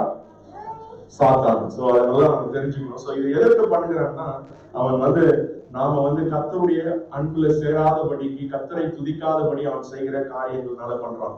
அவன் யாரா இருந்தான்னு பார்க்கும்போது ஏசாயா 14ஆம் அதிகாரம் 12ல இருந்து 14 வாசிப்போம். அதற்கு முன்னாடி நம்ம ஒரு வசனத்தை வாசிப்போம். ரோமர் புஸ்தகத்துல 1ல இருந்து 1ஆம் அதிகாரம் 21ல இருந்து வாசிப்போம். அவர்கள் தேவனை அறிந்தும் அவரை தேவன் என்றும் மகிமைப்படுத்தாலும் ஸ்தோத்தரியாமலும். சரி, எப்படியா? ஸ்தோத்தரிக்காம இருந்தா என்ன ஆயிருமா? சிந்தனை எல்லாம் என்ன ஆயிருமா? வீணாய் சிந்தனை ஆயிரும். ஸ்தோத்தரிக்காம, அதுதான் ரொம்ப பவர்ஃபுல். சோ அப்படி அந்த ஸ்தோத்தரிக்காம இருக்கும் பொழுது அதனாலதான் பாவம் வர்றதுக்கு காரணமே. ஏன்னா டெம்ப்டேஷன் வர்றதுக்குரிய காரணமே நம்ம கர்த்தரோடு நம்ம ஸ்தோத்தரிக்காமல், அவர் செய்த காரியங்களை நினைக்காமல் இருக்கும் பொழுதுதான் அந்த காரியம் வரும். ஸ்தோத்தரிக்காமல் இருந்து தங்கள் சிந்தனைகளை வீணரானார்கள். எப்படி இருக்காங்களா? உணர்வில்லாத. ஸ்தோத்தரிக்க முடியாம இருக்கிறவங்க எப்படி இருந்துச்சு? இருதயங்கள் இருளடைந்தது. அதுக்கப்புறம் தொடர்ந்து அவர்கள் தங்களை ஞானிகள் என்று சொல்லியும் பைத்தியக்காரராகி அழிவில்லாத தேவனுடைய மகிமையை அழிவுள்ள மனுஷர்கள், பறவைகள், மிருகங்கள், ஊரும் பிராணிகள் ஆகிய இவைகளுடைய ரூபங்களுக்கு ஒப்பாக மாற்றினார். தேவனை விட்டுட்டு என்ன பண்ணிடுறாங்க? அவங்களுடைய சிந்தனைகள் எல்லாம் மறக்கடிக்கப்பட்டதுனால எதையோ தெய்வம் என்று ஆரம்பிச்சிடுறாங்க. இதன் நிமித்தம் அவர்கள் தங்கள் இருதயத்தில் உள்ள இச்சைகளினாலே ஒருவர் தங்கள் சரீரங்களை அவமானப்படுத்தத்தக்கதாக தேவன் அவர்களை அசுத்தத்திற்கு ஒப்பு கொடுத்தார். அவங்களுடைய இருதயத்துல இச்சைகள் வர காரணங்களான இதுதான் அந்த காரணம் என்னன்னா, அவங்க மகிமைப்படுத்தாமலும் ஸ்தோத்தரிக்காமலும் இருந்தாங்க. அதாவது மகிமைப்படுத்தும் போது தேவனை எப்ப மகிமைப்படுத்துவோம்? அவரை ஆராதனை செய்யும் பொழுது. எப்போ ஸ்தோத்திரம் படுத்துக்கணும், அவர் ஆராதனை செய்யும் பொழுது. அப்படி இல்லாத பொழுது இந்த காரியங்கள் நடக்கிறது. நம்ம தொடர்ந்து வாசிப்போம். தேவனுடைய 25 வாசிங்க. தேவனுடைய சத்தியத்தை அவர்கள் பொய்யாக மாற்றி சிருஷ்டிகரை தொழுது சேவியாமல் சிருஷ்டியை தொழுது சேவித்தார்கள். அவரே என்றென்றைக்கும் ஸ்தோத்தரிக்கப்பட்டவர். ஆமென். ஹல்லேலூயா. அவரே என்றென்றைக்கும் ஸ்தோத்தரிக்கப்பட்டவர். ஆமென். அவங்க என்ன பண்ணாங்க? சிருஷ்டியை தொழுவாமல் என்ன பண்ணிட்டாங்க? சிருஷ்டிகரை தொழுவாமல் சிருஷ்டியை தொழுக ஆரம்பித்து விட்டார்கள். சோ இந்த ரோமர் புஸ்தகத்துல அதுலதான் ஆரம்பிக்குது. இது என்னன்னா நன்றி இல்லாமல் போறதுனால, துதி இல்லாமல் ஆராதனையில பங்கு பெற முடியாமல் தடை, நம்மளா சில நேரத்துல தடையை கொண்டு போறோம், சில நேரத்துல சாத்தான் வரை தடைகளை நாம அனுமதிக்கிறோம். சோ இப்போ நம்ம பார்ப்போம். சோ இதுதான் அந்த இது நன்றி இல்லாமல் இருப்பது, கர்த்தரை ஸ்தோத்தரிக்காமல் இருப்பதுதான் பாவத்துக்கு காரணங்கள். நம்ம பரிசுத்தம் இல்லாமல் தேவனுடைய சாட்சியாய் நம்ம வாழ முடியாமல் இருப்பதற்கு காரணம் கர்த்தரை ஸ்தோத்தரிக்காமல் இருப்பது ஒரு முக்கியமான காரணம். இப்ப நம்ம பார்க்க போறோம், யார் அந்த சாத்தான், அவன் என்ன பண்ணிட்டு இருந்தான் அப்படின்றத நம்ம பார்த்தோம். அவனோட யார் சாத்தான் நம்ம பார்த்தோம். நம்ம திருடவும் கொல்லவும் அழிக்கவும் வரான் அப்படின்னு பார்த்தோம். அடுத்து நம்ம பார்க்க போறோம் அவனுடைய வேலை என்ன பண்ணிட்டு இருந்தான், அவன் எங்க இருந்து வந்தான் அப்படின்றத ஏசாயா புஸ்தகம் 14ஆம் அதிகாரம் 12ஆம் வசனத்துல பார்க்க போறோம். அதிகாலையின் மகனாகிய விடிவெள்ளியே, நீ வானத்திலிருந்து விழுந்தாயே, ஜாதிகளை ஈனப்படுத்தினவனே, நீ தரையிலே வெட்டப்பட்டாயே. நான் வானத்துக்கு ஏறுவேன், தேவனுடைய நட்சத்திரங்களுக்கு மேலாக என் சிங்காசனத்தை உயர்த்துவேன். வடபுறங்களில் உள்ள ஆராதனை கூட்டத்தின் பர்வதத்திலே வீற்றிருப்பேன் என்றும், நான் மேகங்களுக்கு மேலாக உன்னதங்களில் ஏறுவேன், உன்னதமானவருக்கு ஒப்பாவேன் என்றும் நீ உன் இருதயத்தில் சொன்னாயே. ஆனாலும் நீ ஆகாரமான பாதாளத்திலே தள்ளுண்டு போனாய். ஆமென். ஹல்லேலூயா. ஹல்லேலூயா. இதுதான் சாத்தானுடைய வேலை பாருங்க. அவன் என்ன பண்றான்? நட்சத்திரம் போல மேல இருந்தான். ஒரு வாட்டி இயேசுவானவர் சீஷர்கள் அற்புதம் செய்யும் பொழுது சொல்றாங்க, நாங்க இவ்வளவு அற்புதம் பண்ணோம். ஆமா, நான் பார்த்தேன், வானத்திலிருந்து நட்சத்திரம் விழுகிற மாதிரி அதை விழ கண்டேன் அப்படின்னு. அவன் வானத்துக்கு ஏறுவேன், தேவனுடைய நட்சத்திரம் மேலா என் சிங்காசனத்தை உயர்த்துவேன், வடபுறங்களையும் ஆராதனை கூட்டத்திலும் பர்வத்திலும் வீட்டிருப்பேன். அவன் ஒரு ஆராதனை, அவன் தேவனுக்கு செலுத்தப்படுகிற ஆராதனையை வெறுக்கிறவனாய் இருந்தான். அவனுக்கு தேவனுக்கு ஆராதிக்கிறது மாத்திரம் அவனுக்கு என்ன பண்ணாது, பொறுக்கவே முடியாது.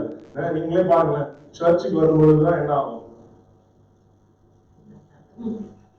நானும் நீ விட்டாருவோ கத்தரையே இப்பொழுதும் சரி போன ஏதாவது ஒரு பிரச்சனை, யாரு லேட்டு, உங்களாலதான் லேட்டு, என்னால லேட்டு, இல்லைன்னா போட்டுரும் பிள்ளைங்களால லேட்டு அப்படின்னு சொல்லி ஏதாவது ஒரு பிரச்சனை. கார்ல ஏறும்போது அதை காணும், வீட்டை பூட்டினியா, கேஸ் ஆஃப் பண்ணியா, இதெல்லாம் எப்படின்னா அந்த ஆராதனைக்கு விரோதமாய் வருகின்ற காரியங்களை சாத்தான் அவனுக்கு பிடிக்காது பாருங்க. நம்மளாம் ஒன்று சேர்ந்து கர்த்தரை துதிக்கும் பொழுது அவனுக்கு தெரியும் அவன் என்ன போகிறான். அவனுக்கு பட்டாசு வெடிச்சு புசுன்னு போற மாதிரி போறான். நம்ம துதிக்கும் பொழுதே வானத்துல இருக்கிற அந்த நட்சத்திரங்கள் எல்லாம் கீழே உழுது. சாத்தானுடைய நட்சத்திரங்கள் எல்லாம் என்ன ஆகுது, கீழே விழுது. அதான் இயேசுவானவர் சொன்னார், நீ அவனை சொஸ்தமாக்கும் பொழுது என்ன ஆயிடுச்சு, அது கீழே விழுந்துருச்சு. அப்படிப்பட்டவன் தான் யார்? இந்த சாத்தான். சோ மேலும் நம்ம பார்ப்போம், அவன் கொஞ்சம் பயங்கரமான ஆளு. அவன் இயேசுவானவர் இந்த உலகத்திலே மாம்சமாய் இருக்கும் பொழுது, மத்தேயு எழுதின சுவிசேஷம் 14ஆம் அதிகாரம் 8ஆம் வசனம். மத்தேயு அவன் என்ன பண்றான், இயேசுவை சோதிக்கும் பொழுது என்ன பண்றான்? மத்தேயு 14:8ல வரான். அவன் தன் தாயினால் ஏவப்பட்டபடியே, சாரி, Matthew 4:8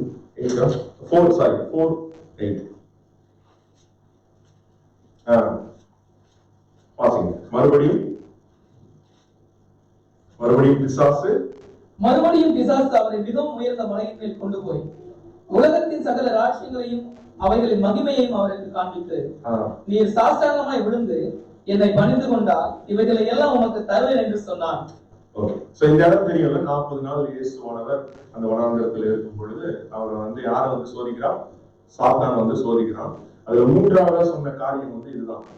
மறுபடியும் பிசாசு அவரை மிகுந்த உயரத்தின் மலையின் மேல் கொண்டு போய், மலையில இருந்து பார்க்கும்போது என்ன தெரியுது, உலகத்தில் இருக்கிற எல்லா ராஜ்யங்கள், உலகத்துக்குரிய காரியங்கள், உலகத்துல என்னென்ன இருக்கோ, உலகத்துல இருக்கிற அனைத்து ஆசீர்வாதங்கள் எல்லாவற்றையும் என்ன பண்றான்?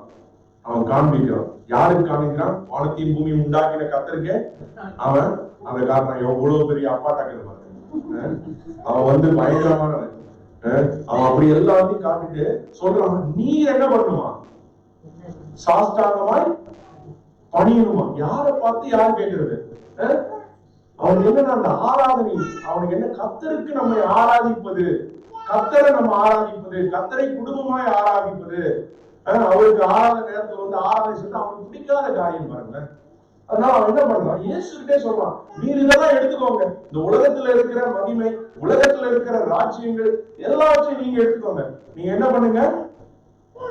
என்ன பணிந்து கொள்ளுங்க, இதெல்லாம் நான் உனக்கு தருவேன். சோ சாத்தானோட ஒரு முக்கியமான வேலையை அவன் என்ன பண்றது? நம்மளை ஆராதிப்ப தடுப்பதுதான் அவனுடைய வேலை. அவன் இயேசுகிட்டே போய் இவ்வளவு பெருசா பேசியிருக்கானா, நாம தான் ஏமாத்துறோம். சோ ஆராதனை வந்து ஒருவேளை நீங்க போகணும்னு நினைப்பீங்க, வீட்டுல இன்னொருத்தனால வர முடியல, அப்படி இருந்தா நீங்க கிளம்பி வாங்க. அப்படி இல்லையா, நம்ம போன் பண்ணி எனக்கு லிஃப்ட் வேணும்னு கேளுங்க. ஏன்னா இத பண்றது அவனுக்கு வந்து அவனுக்கு பிடிக்கவே பிடிக்காது. அவனை கர்த்தரை தொழுது கொள்வது, இயேசு என்ற நாமத்தை நம்ம சொல்லும் பொழுது அவனுக்கு வந்து அப்படியே என்ன ஆயிடுறான்னா வந்து அப்படியே எரிஞ்சு போயிடும். ஹல்லேலூயா, ஹல்லேலூயா. எல்லா சத்தமா இயேசு அவனை கொஞ்சம் வெறுப்பேத்துவோமா? எல்லா சத்தமா வானத்தையும் பூமி உண்டாக்கின கர்த்தரை கொஞ்ச நேரம் இயேசு சத்தமா சொல்லுவோம், இயேசு இயேசு இயேசு. ஹல்லேலூயா, ஹல்லேலூயா. அவருடைய நாமம் எல்லா நாமங்களுக்கும் மேலான நாமமா இருக்கிறது. ஹல்லேலூயா. கரங்களை தட்டி ஹல்லேலூயா. Thank you Jesus. அப்ப 10ஆம் வசனம் சொல்லுது, அப்பொழுது இயேசு சொன்னாரா, அப்பாலே போ சாத்தானே. ஹல்லேலூயா. அப்பாலே போ சாத்தானே. சில நேரத்துல பிரசங்கம் பண்ணும் பொழுது நம்ம நீங்க கவனிக்கும் பொழுது சில நேரத்துல கவனிக்க மாட்டோம். அப்ப ஒரே தான் சொல்லணும், அப்பாலே போ சாத்தானே. ஹல்லேலூயா. என் தேவனாகிய கர்த்தரை பணிந்து கொண்டு அவர் ஒருவருக்கே ஆராதனை செய்வாயாக. ஹல்லேலூயா, ஹல்லேலூயா. என் தேவனாகிய கர்த்தரை பணிந்து கொண்டு அவரை ஒருவருக்கே நம்ம என்ன பண்றோம்?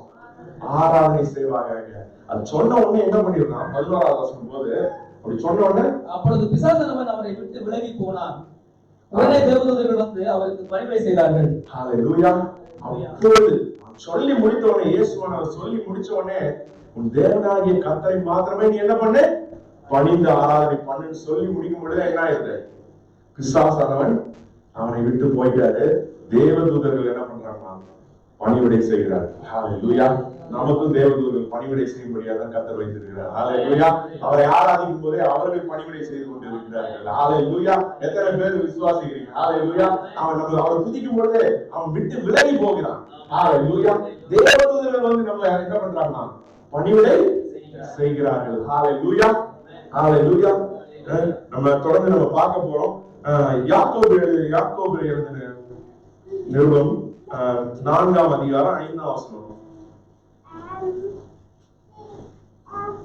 5ல இருந்து வாசிப்போம்.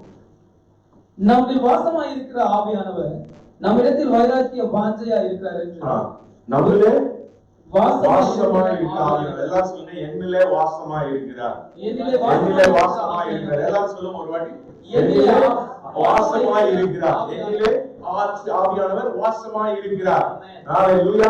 1 கொரிந்தியர் 3ஆம் அதிகாரம் 16ஆம் வசனம் சொல்லுது, நாம் அவருடைய ஆலயமாய் இருக்கிறோம். அவர் என்னிலே வாசமாகிறார். அவர் போயிட்டு வரதில்லை, அவர் வாசமாய் இருக்கிறார். நம்ம எப்ப இயேசுவை சொந்த இரட்சகராய் ஏற்றுக்கொள்கிறோமோ அப்போ அவர் நம்மிடத்துல வருகிறார். ஆவியானவர் நமக்குள்ள இருக்கிறார்.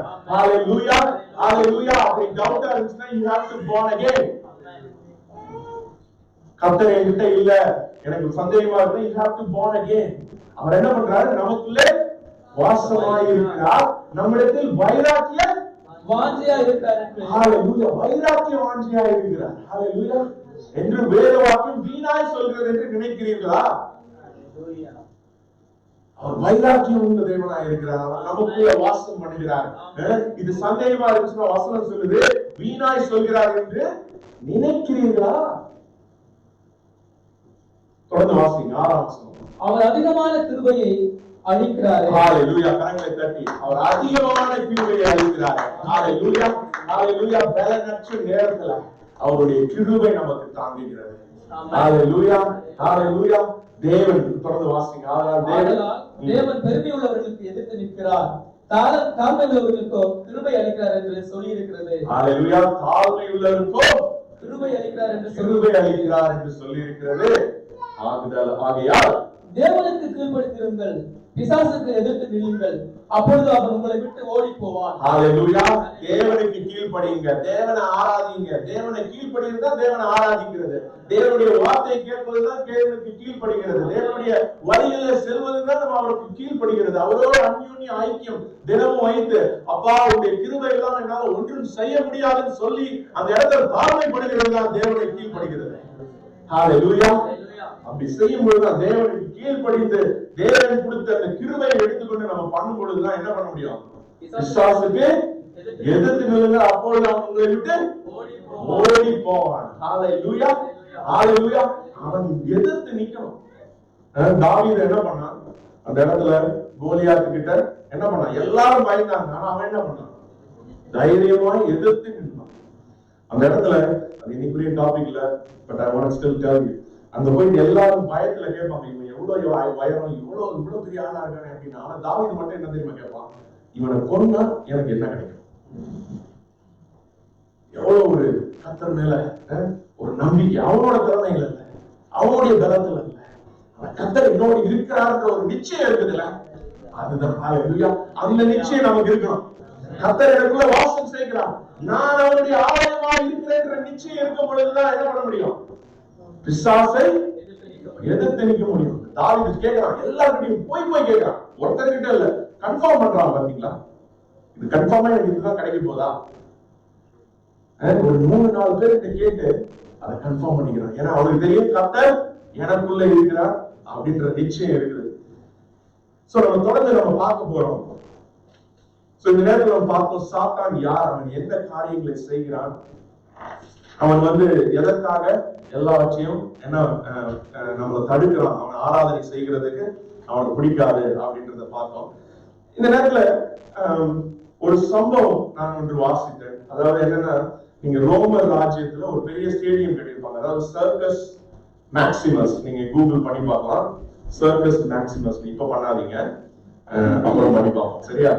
சர்க்கஸ் மேக்சிமஸ்னு ஒரு பெரிய ஸ்டேடியம் இருக்கும். அந்த ஸ்டேடியத்துல என்ன பண்ணுவாங்கன்னா, எல்லாரையும் போட்டு அந்த கிறிஸ்துவர்கள் எல்லாம் என்ன பண்ணுவாங்க, குடிச்சிட்டு அந்த இடத்துல சிங்கத்துக்குள்ள போட்டுருவாங்க. அதாவது பயங்கர பாடுகள் அந்த இடத்துல. ஏன்னா கிறிஸ்துவர்கள் அவங்க கடவுளை வணங்காம, அவங்க சொல்ற காரியங்கள், அந்த உலக பிரகாரமான காரியங்கள் எல்லாவற்றையும் அவங்க புறமே தள்ளி இயேசுவை மாத்திரமே நம்பி நீதியின் வழியில நடக்கும் பொழுது அவங்களுக்கு என்ன பண்ண முடியல, பிடிக்கல. உடனே என்ன பண்ணிட்டாங்க, கிறிஸ்டியன்ஸ் எல்லாரையும் பிடிச்சி ஒரு சிங்கத்தோட கேள்வியில அந்த இடத்துல ஒரு பெரிய ஸ்டேடியம் மாதிரி வச்சு அந்த இடத்துல போட ஆரம்பிச்சிட்டாங்க. போடும் பொழுது என்ன ஆகுது, அவங்க சாகும் பொழுது என்ன பண்றாங்க, துதிச்சுக்கிட்டே சாகுறாங்க. பாருங்களேன், அந்த சிங்கம் உள்ள கடிக்குது, அப்பயும் அவன் என்ன பண்றான், பா நன்றி அப்படின்றான். அவன் மறிக்கும் போது என்ன பண்றான், கர்த்தரை ஸ்தோத்தரிச்சுட்டே என்ன பண்றான், உயிர் விடுறான்.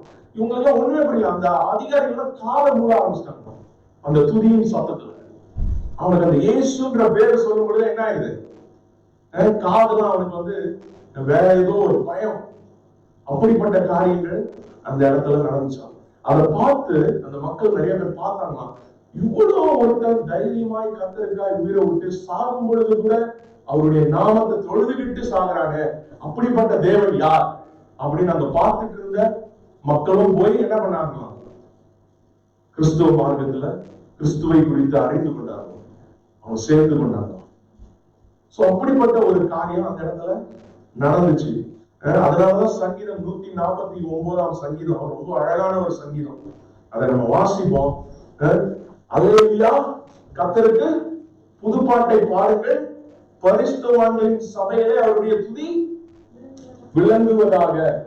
அல்லேலூயா, கர்த்தருக்கு புதுப்பாட்டை பாடுங்கள், பரிசுத்தவான்களின் சபையிலே அவருடைய துதி விளங்குவதாக. இஸ்ரவேலே தன்னை உண்டாக்கினவரில் மகிழவும், சீயோன் குமாரர் தங்கள் ராஜாவில் களிகூரவும் கடவர்கள். உங்களை உண்டாக்கினவர்கள் மகிழுங்க, என்ன பண்ணுங்க, சீயோன் குமாரர் தங்கள் ராஜாவிலே களிகூர கடவர்கள். நம்ம இங்க எதுக்கு வரோம், களிகூறும்படியா, சந்தோஷமா கர்த்தரின் பலன்னு சொல்லும்படியா, அவருடைய நாமத்தை உயர்த்தும்படியா இந்த இடத்துல வரும். அவருடைய நாமத்தை நடனத்தோட துதித்து தம்பூரினாலும் கிண்ணறத்தினாலும் அவரை கீர்த்தனம் பண்ண கடவர்கள். கொஞ்சம் நடனமாடி என்ன பண்ணுமா, துதித்து தம்பூரினாலும் கீபோர்டு கிட்டார் எது எது கிடைக்குதோ எல்லாத்தையும் வைத்து அவருடைய நாமத்தை என்ன பண்ணுமா, கீர்த்தனம் பண்ணணும். அதுக்கப்புறம் கர்த்தர் தம்முடைய ஜனத்தின் மேல் பிரியம் வைக்கிறார், சாந்த குணமுள்ளவர்களை ரட்சிப்பினால் அலங்கரிப்பார். ஹalleluya. கர்த்தர் நம்மை அலங்கரிக்கிறார். ஹalleluya. நம்ம போடுற மேக்கப் ஒருவேளை வெயில்ல போனா இதுவாயிரலாம், ஒரு 2 மணி நேரத்துல இதுவாயிரலாம். ஆனா கர்த்தர் நம்மை அலங்கரிக்கும் பொழுது அது எப்படி இருக்கான், ரட்சிப்பினால் அலங்கரிக்கிறார். ஹalleluya. எத்தனை பேரால சொல்ல முடியும், கர்த்தர் என்னை ரட்சிப்பினால அலங்கரித்து இருக்கிறார். ஆமென். ஹalleluya. ஹalleluya. தொடர்ந்து வாசிங்க. பரிசுத்தவான்கள் மகிமையோட களிகூர்ந்து தங்கள் படுக்கைகளின் மேல் கம்பீரிப்பார்கள். பரிசுத்தவான்கள் என்ன பண்ணுவாங்களா, சண்டே நைட் படுத்துட்டு மண்டே நான் வேலைக்கு போகணும் அப்படின்னு சொல்லி கஷ்டப்படாம என்ன பண்ணுவாங்களா, சொல்லுங்களேன், கம்பீரிப்பார்களாம். நாளைக்கு மண்டே. பரிசுத்தவான்கள் மகிமையோடு கைகூர்ந்து தங்கள் படுக்கையின் மேல கம்பீரிப்பார்கள். சண்டே மாத்திரம் நான் எனக்கு வேண்டாம், மற்ற நாள்லாம் நான் கம்பீரிக்கிறேன் அப்படின்னு நிறைய நாள் அதுல சண்டேன்னு போடல, எல்லா நாளுமே படுத்து எந்திரிச்சு என்ன பண்றாங்க, கர்த்தரை துதிக்கும்படியா, காலையில அவருடைய கிருபையை சொல்லும்படியா, காலைதோறும் அவருடைய கிருபைகள் புதிதாக இருக்கிறது அப்படின்னு கம்பீரிக்கிறார். ஹalleluya. தொடர்ந்து வாசிங்க. ஜாதிகளிடத்தில் பழிவாங்கவும் ஜனங்களை தண்டிக்கவும் அவருடைய ராஜாக்களை சங்கிலிகளாலும் அவர்களுடைய மேன்மைகளை இருப்பு விலங்குகளாலும் கட்டவும் எழுதப்பட்ட நியாய தீர்ப்பை அவர்கள் பேரில் செலுத்தவும் அவர்கள் வாயில் கர்த்தரை உயர்த்தும் துதியும் அவர்கள் கையில் இருபுறமும் கருப்புள்ள பட்டயமும் இருக்கும். இந்த கணம் அவருடைய பரிசுத்தவான்கள் யாவருக்கும் உண்டாகும். அல்லேலூயா. ஹalleluya. இந்த கணம் அவருடைய பரிசுத்தவான்கள் யாவருக்கும் உண்டாகும். ஒரு கணத்தை குறித்து சொல்றாங்க. ஹalleluya. கரங்களை தட்டி ஹalleluya. ஒரு கணத்தை குறித்து இங்க சொல்றாங்க. இதுல ஒரு the glory of all his saints, ஒரு கணம். அது எந்த கணம் நம்ம பார்க்கணும். இதுல கொஞ்சம் படம் பார்க்கும்போது பிளாஷ்பேக் போறோம்ல, 2010 பொழுது 2009ஆம் ஆண்டு அப்படின்னு சொல்லி அப்படியே ஒரு இருந்தாரு. அதனால இந்த கணம் எப்படி வருகிறது, அந்த கணம், அந்த கணத்தை குறிச்சு நம்ம பார்க்க போறோம். அதுக்குதான் 7ஆம் வசனமும் 8ஆம் வசனம் வாசிங்க. அவர்கள் வாயில் கர்த்தரை உயர்த்தும் துதியும் அவர்கள் கையில இருபுறமும் கருப்புள்ள பட்டயமும் இருக்கும். ஹalleluya. ஹalleluya. கர்த்தரை உயர்த்தும் துதி. எத்தனை பேர் வாஞ்சிக்கிறீங்க, வாயில எப்படி கர்த்தரை உயர்த்தும் துதி இருக்க போகுது. ஆமென். ஹalleluya. அவர்கள் கையில இருபுறமும் கருப்புள்ள பட்டயம். நம்ம இதுல வேத புத்தகம் இருக்குது, அது இருபுறமும் கருப்புள்ள பட்டயமாய் நமக்கு இருக்கிறது. அப்படி நம்ம இருக்கும் பொழுது என்ன நடக்குது, 7ஆம் வசனத்தை 6ல இருந்து 7 வாசிங்க. ஜாதிகளிடத்தில் பழிவாங்கவும் ஜனங்களை கண்டிக்கவும் அவருடைய ராஜாக்களை சங்கிலிகளாலும் அவருடைய மேன்மைகளை இருப்பு விலங்குகளாலும் கட்டவும், மேன்மக்களை இரும்பு விலங்குகளாலும் கட்டவும் எழுதப்பட்ட நியாய தீர்ப்பை அவர்கள் பேரில் செலுத்தவும் அவர்கள் வாயில் கர்த்தரை உயர்த்தும் துதியும் அவர்கள் கையில் இருபுறமும் கருப்புள்ள பட்டயமும். ஆமென். ஹalleluya. நம்முடைய வாயில கர்த்தரை உயர்த்தும் துதியும் கையில இருபுறமும் கருங்குள்ள பட்டயமும் இருக்கும் பொழுது நமக்கு என்ன கணம் கிடைக்குதுன்னா, நமக்கு விரோதமா எழும்புகிற ராஜாக்களை இரும்பு சங்கிலிகளால் கட்ட முடியும். விசுவாசிகளை நினைக்கிறேன், நமக்கு விரோதமா எழும்புகிற ராஜாக்களை இரும்பு சங்கிலிகளால் கட்ட முடியும். ஆமென். ஹalleluya. ஹalleluya. மேல் மக்களை இரும்பு விலங்குகளால் கட்ட முடியும். எழுதப்பட்ட குடும்பத்துக்கு விரோதமா எழுதப்பட்ட கொடுக்கப்பட்ட மருத்துவரின் சான்றிதழ், இது உன்னுடைய சாபம், இது உன்னுடைய உன்னுடைய குடும்பம் பூர்வமா என்ன பண்ணுது, இது வரக்கூடிய காரியம், இது ஜெனடிக்கல் அப்படின்னு எழுதப்பட்ட நியாய தீர்ப்பு எப்ப என்ன ஆக போகுது, எதுவுமே ஒண்ணு ஆக முடியாது. அவர்கள் பேர்ல எழுதப்பட்ட நியாய தீர்ப்பு அவர்கள் பேர்ல செலுத்தப்படும். ஹalleluya. ஹalleluya. கொலைசீர்ல வாசிக்கிறோம், அவர் நமக்கு விரோதமா எழுதப்பட்ட எல்லா தீர்ப்பையும் என்ன பண்ணாரா, சிலுவையில ஆணி அடித்தார். ஹalleluya. ஹalleluya. அவர் எல்லாத்தையும் சிலுவையில ஆணி அடித்தார். அவருடைய துதியும் இருபுறமும் கருங்குள்ள பட்டயம் நம்ம கையில இருக்கும் பொழுது இதெல்லாம் நம்ம கொடுத்த என்னவா கடைசி எப்படி வசனம் முடியுது, இந்த கணம் அவருடைய பரிசுத்தவான்கள் யாருக்கும் உண்டாகும். everyone. நாம எல்லாரும் பரிசுத்தவான்களாய் அவர் மாற்றியிருக்கிறார். எல்லாருக்கும் இது உண்டு. யாருக்காவது இந்த ஆசீர்வாதம் வேண்டாம்னு நினைக்கிறீங்களா? எவ்வளவு பெரிய ஒரு கணத்தை கொடுத்திருக்கிறார். இரும்பு சங்கிலிகளா நமக்கு விரோதமா இருக்கிற ராஜாக்களை கட்டவும், நியாய தீர்ப்பு நமக்கு விரோதமா இருக்கிறத அதை அவர்கள் மேலே செலுத்தும் அதிகாரத்தை துதியில வைத்திருக்கிறார். ஹalleluya, ஹalleluya. நம்ம வாசிப்போம் இப்படி இது எப்படி இந்த காரியங்கள் நடக்கிறது வேதத்துல அப்படின்னு சொல்லி சில காரியங்களை நம்ம பார்ப்போம். எப்படி சிலருடைய சம்பவங்களை குறித்து இந்த காரியம், இந்த கணம் அவர்களுடைய வாழ்க்கையில எப்படி கர்த்தர் செய்து முடித்தார், ராஜாக்களை எப்படி கட்டினார், எப்படி இரும்பு சங்கிலினாலே அவர்களை கட்டினார், எப்படி அவர்களுக்கு விரோதமாக எழுதப்பட்ட நியாய தீர்ப்பை மாற்றினார் அப்படின்ற சில காரியங்களை நம்ம இந்த நேரத்துல பார்க்க போறோம். நம்ம எடுப்போம் யாத்திராகமம் 9ஆம் அதிகாரம் 1ஆம் வசனம். நமக்கு தெரிஞ்சுக்கணும், நம்ம ஆராதனை குறித்து தான் பேசிட்டு இருக்கோம். ஆராதனையில எவ்வளவு வல்லமை இருக்குன்னு பார்த்துட்டு இருக்கோம். அதுக்கப்புறம் முக்கியமா ஒரு காரியத்தை நம்ம பார்த்துட்டு இருக்கோம், சாத்தானை எப்படி பாதிக்கிறது அப்படின்ற கான்டெக்ஸ்ட்ல நம்ம பார்த்துட்டு இருக்கோம். ஓகே. பின்பு கர்த்தர் மோசேயை நோக்கி, நீ பார்வோனிடத்தில் போய் எனக்கு ஆராதனை செய்ய என் ஜனங்களை போக விடு. 1:9 நீங்க சரியாதான் வாசிக்கிறீங்க, எல்லாரும் பார்க்கிறதுக்காக. மோசேயை நோக்கி என்ன சொல்றானா, நீ பார்வோனிடத்தில் போய் எனக்கு ஆராதனை செய்ய என் ஜனங்களை போக விடு, நீ அவர்களை விடமாட்டேன் என்று இன்னும் நிறுத்தி வைக்க. சோ என்ன சொல்றாரு, என்னுடைய ஜனங்களை என்ன மோசேயை நோக்கி என்ன சொல்றாரு, பார்வோனிட்ட போய் என்ன சொல்லு, ஆராதனை செய்ய என் ஜனங்களை போக விடு. 8:1. அப்பொழுது கர்த்தர் மோசேயை நோக்கி, நீ பார்வோனிடத்தில் போய் எனக்கு ஆராதனை செய்ய என் ஜனங்களை அனுப்பிவிடு. 5:1. பின்பு மோசேயும் ஆரோனும் பார்வோனிடத்தில் போய் இஸ்ரவேலின் தேவனாகிய கர்த்தர் வனாந்திரத்திலே எனக்கு பண்டிகை கொண்டாடும்படி என் ஜனங்களை போகவிட வேண்டும் என்று சொல்லுகிறார் என்றார்கள். 3:12.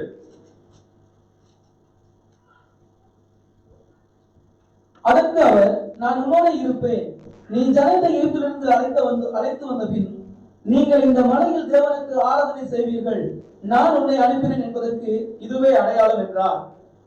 இதுக்கு மேலே வசனம் வேணுமா? இதெல்லாம் இந்த வசனம் எல்லாம் ஒரு காரியத்தை சொல்லிட்டு இருக்கு. என்ன காரியத்தை சொல்லிட்டு இருக்கு? ஆராதனை.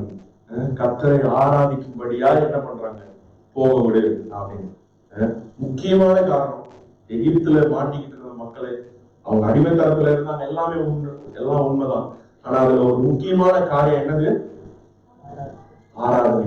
இந்த ஆராதனைக்கு விரோதமா தான் பார்வோன் என்ன பண்ணான், அவ்வளோ அட்டகாசம் பண்ணான். இப்ப தெரியுதா ஆராதனைக்கு விரோதமாய் சாத்தான் எப்படி செயல்படுகிறாங்க, அடங்கல பார்வோன். சோ இப்படிப்பட்ட காரியங்கள் அந்த இடத்துல நடந்துட்டு இருக்கு. அப்ப நம்ம பார்க்கிறோம் 17-18 வாசித்துவோம். 3:17-18.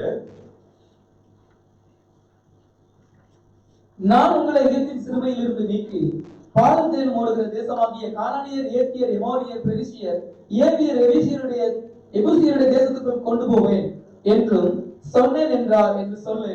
அவர்கள் உன் வாக்குக்கு செவி கொடுப்பார்கள். அப்பொழுது நீயும் இஸ்ரவேலின் மூப்பரும் எகிப்தின் ராஜாவிடத்தில் போய், எபிரேயருடைய தேவனாகிய கர்த்தர் எங்களை சந்தித்தார், இப்பொழுதும் நாங்கள் வனாந்திரத்தில் 3 நாள் பிரயாணமாய் போய் எங்கள் தேவனாகிய கர்த்தருக்கு பணியிடும்படி எங்களை போக விடும் என்று சொல்லுங்கள். ஹல்லேலூயா. அந்த பாலும் தேனும் ஓடுகிற தேசமானிய கானானியர், ஏத்தியர், எமோரியர், பெரிசியர், எவியர், எபேசியருடைய தேசத்துக்கு கொண்டு போவேன் என்று சொன்னேன். அவர் என்ன பண்றார், பாலும் தேனும் ஓடுகிற தேசத்துக்கு அழைத்து போன நோக்கமே என்னது, அவரை ஆராதனை செய்யும்படியாக தான் அழைத்து கொள்கிறார். இந்த தேசத்துல நம்மளை அழைத்து வந்த நோக்கம் அவரை ஆராதிக்கும்படியா, அவருக்கு என்று ஒரு பரிசுத்த ஜாதி இந்த தேசத்துல உருவாக்கும்படியா, இந்த தேசத்துல அவரை ஆராதிக்கும்படியா நம்மளை அழைத்து வந்திருக்கிறார். ஆமென். அதனாலதான் இந்த தேசத்துல இருக்கோம். பாலும் தேனும் ஓடுது, உண்மைதான், ஆசீர்வாதங்கள் இருக்கு. ஆனா வந்த ஒரு காரணம், முக்கியமான காரணம், அவரை தேடும்படியா, அவரை ஆராதிக்கும்படியா, அவருடைய நாமத்தை உயர்த்தும்படியா இந்த தேசத்துல நம்ம வந்திருக்கோம். எத்தனை பேர் விசுவாசிக்கிறீங்க? ஆமென். ஹல்லேலூயா, ஹல்லேலூயா. இந்த நேரத்துல நம்ம வாசிக்க போறோம் சில வசனங்களை. சோ இப்படிப்பட்ட சூழ்நிலையில என்ன நடக்குது அப்படின்னு சொல்லி நம்ம வாசிப்போம். மோசேன்ற பாருங்க, யாத்திராகமம். மோசேன்ற ஒரு புஸ்தகம் இல்ல பைபிள்ல, நான் சொன்னா கூட நீங்க கொஞ்ச நேரம் தேடி இருப்பீங்க, பரவாயில்ல. யாத்திராகமம் 3ஆம் அதிகாரம் 3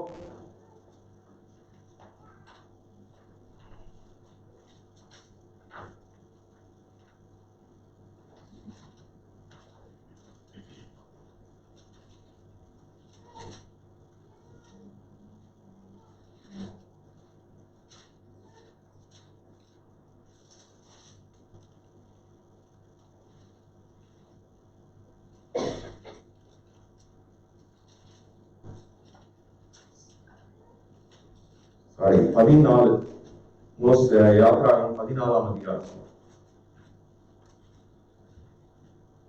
1ல இருந்து வாசிங்க.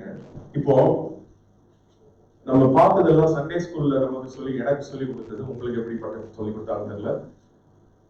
இவங்க போயிட்டே இருந்தாங்க, திடீர்னு என்ன வந்துருச்சு, செங்கடல் வந்துருச்சு.